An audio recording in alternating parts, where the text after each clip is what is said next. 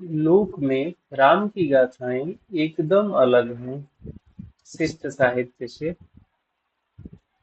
लोक की मान्यता अपने हिसाब से बनती है, जैसा समाज होता है उस प्रकार की मान्यताएं वहां पर खड़ी होती हैं, और उसी के हिसाब से राम की गाथाएं भी उस समाज में बनती और बिगड़ती हैं।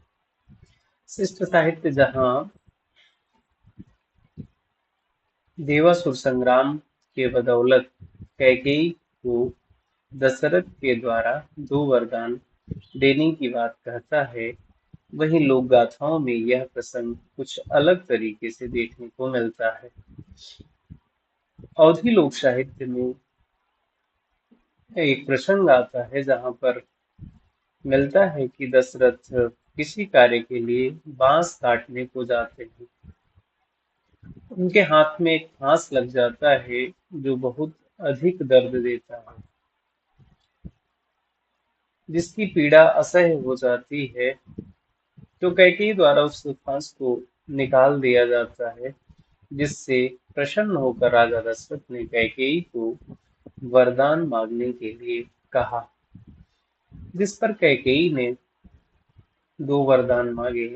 14 तापस्वी विशेष उदासी 14 वर्ष राम वनवासी, जैसा तुलसीदास मानस में लिखते हैं। वरदान तो वही मांगती है लोक साहित्य में भी, लेकिन यहाँ हम देखें तो उसका जो वरदान है उस पर दशरथ कहते हैं कि कैकेयी, तुमने एक कांटा या एक फांस का दर्द तो दूर किया, लेकिन उससे बड़ा दर्द मुझे दे दिया, या उससे बड़ा कांटा मेरे सीने में चुभो दिया। हाथ का कांटा तो उसने दूर किया, लेकिन सीने का कांटा उसने चुभो दिया। तो इस प्रकार से लोक साहित्य उसको कांटे के रूप में देख रहा है, और उससे भी बड़ी बात जो यहाँ देखने को मिलती है वे वह यह है कि राजा दशरथ राजा होकर भी सामान्य जन की भांति अपने दैनिक कार्यों के लिए बांस काटने जाते हैं।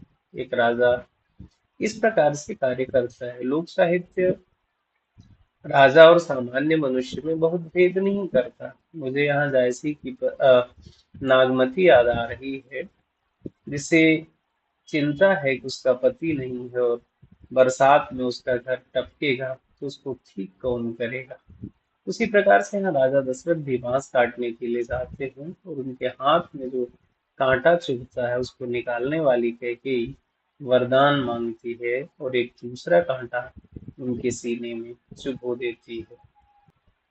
इस प्रकार हम देखें कि लोक साहित्य में जो राम कथाएं रची बसी हैं, राम की गाथाएं रची बसी हैं, वो उस समाज ने अपने अनुरूप गढ़ी है। उसका शिष्ट साहित्य से कोई विशेष लेना देना नहीं है।